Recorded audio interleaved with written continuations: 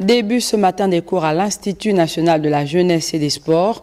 Une délégation du ministère en charge du sport était d'ailleurs ce matin constater l'effectivité de la reprise des cours. Charles Ogoula, Eric Kassar.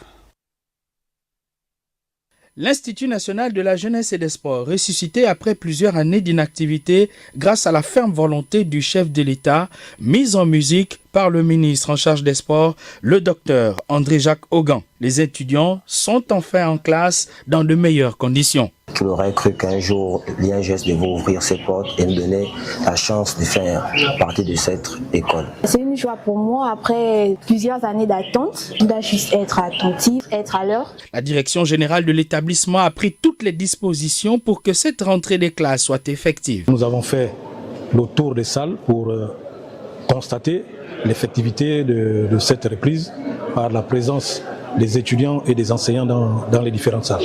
Le docteur André-Jacques Augan, empêché, a transmis un message aux étudiants par la voix de son directeur de cabinet. Nous sommes venus porter le message du ministre sur 3 points.